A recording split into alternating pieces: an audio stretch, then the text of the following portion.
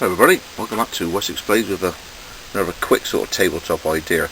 Now, for those who's been watching me over the past 2 years, you'll know that my tool of choice for bushcraft is this one, which is a cold steel barong machete.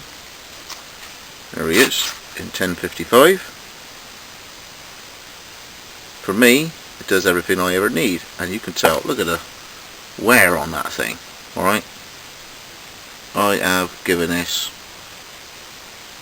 rain, snow, ice, I've used it in hail, I've battened with it, I've clubbed it, and apart from the very thin profile, talking about sort of 2.5mm, 3mm thick, this does everything pretty well.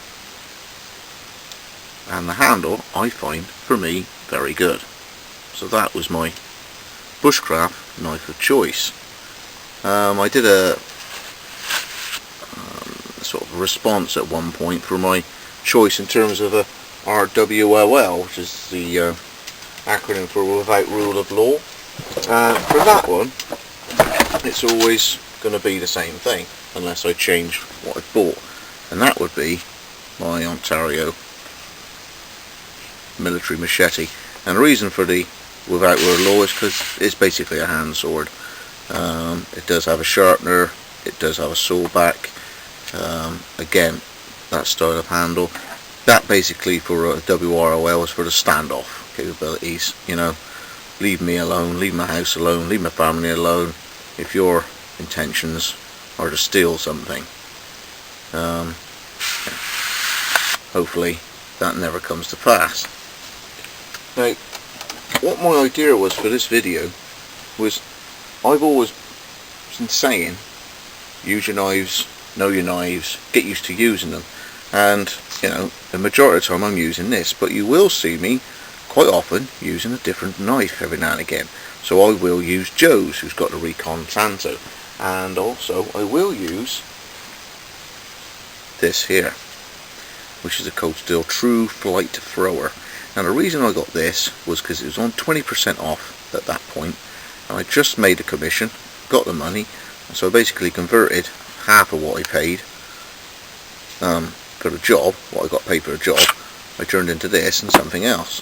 Now for bushcraft, it's not that defined a knife for bushcraft, but he is tough, he is quite thick, it does have a reasonable handle, and it's incredibly small.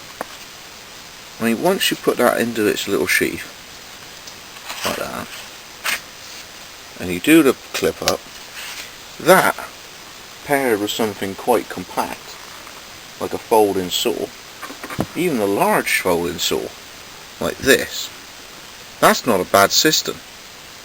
That on top of there, look at the room that would take up in your pack. Okay? That would see most people being able to complete, you could see that straight away, a vast majority of tasks in terms of bushcraft. So, moves on to my next discussion point. See you in a minute.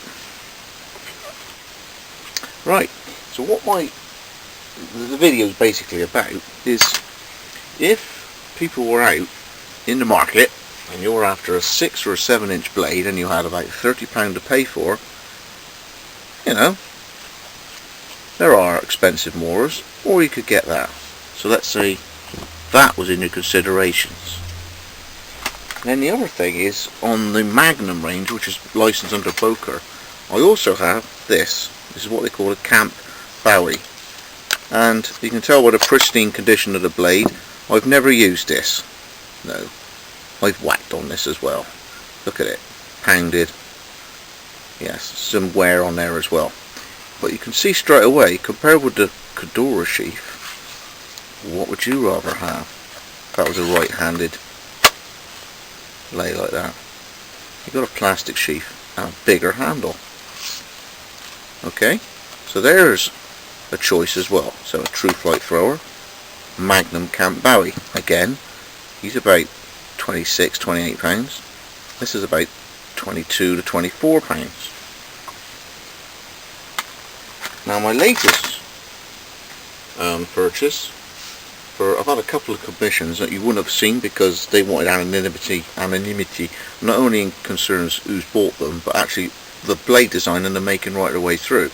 So all of a sudden I've sold 3, I'm in a little bit of money, and so on back order I had this. Now I've waited until the sheath was uprated, because it would have had a Cordura sheath like that. I was ready for it to have a Secure X sheath very similar to this, and this is Cold Steel's GI Tanto, and that is a phenomenal bit of sheath there. So there's that, very basic, a very focused type of blade, very combat orientated I dare say, but I'm guessing these might get in the way, but it just come across as a nice Spartan, you know, very defined roll. Whether I get into bushcraft with it or not I don't know, but it just seemed a nice combination of a basic blade, a really good sheath, which on a lot of these blades around the £30 mark, quite honestly, you're wanting a better sheath than what it comes with. That is a great bit of kit in terms of the sheath as well. It's the whole system. You know, how many times have you said, oh, the knife's good, but the sheath is rubbish? Cold Steel Kukri. The knife's good, but the sheath is rubbish. Mora Clipper. People say, oh, the blade's alright, but I'd rather the sheath was better. So we got those similar sized knives. Obviously that's got a slightly cheaper sheath, but in terms of bushcraft capabilities, you know, they're on a par with their size.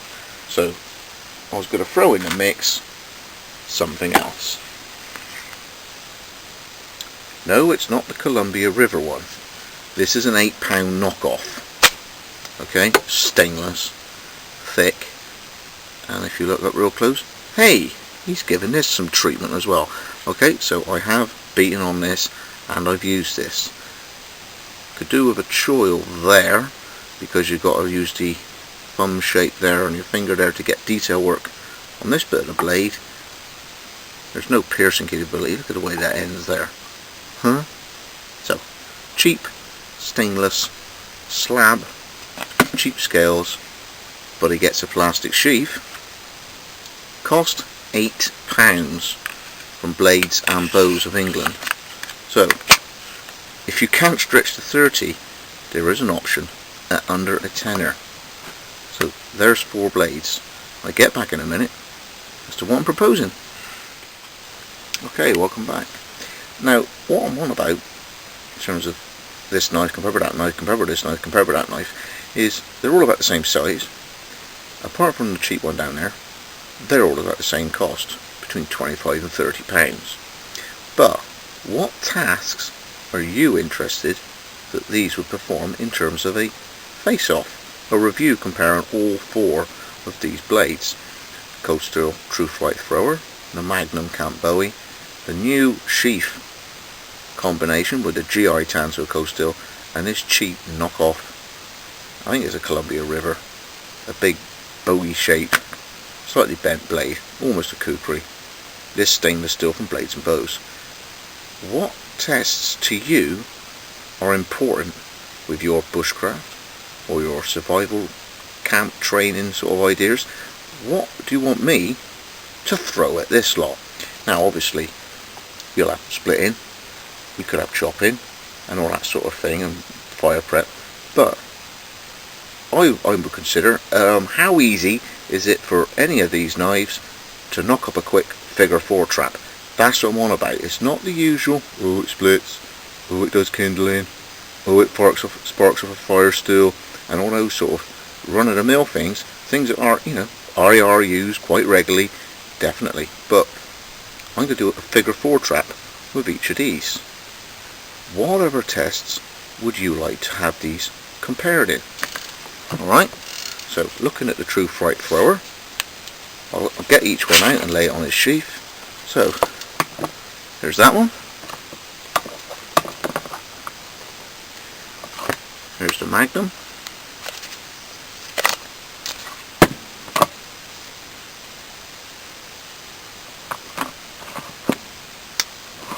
GI Tanto.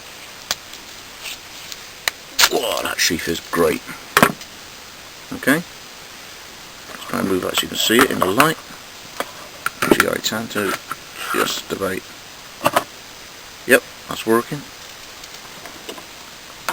And this funny, strange, anyway, it's a cheap knockoff. So 1, 2, 3, and 4. So, your ideas, your suggestions for the tests that matter to you that these things are tested on. Rather than me doing the tests that are, you know, important to me. Far better, if I'm going out, if I'm spending my time and your time watching it, why don't I perform the tasks you're interested in? Okay?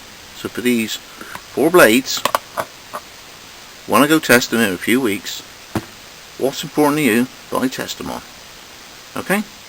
Hopefully that's a review that's a little bit more personal to everybody. You know, involving everybody's ideas. So let me know. Test ideas for these 4 blades. Thanks for watching.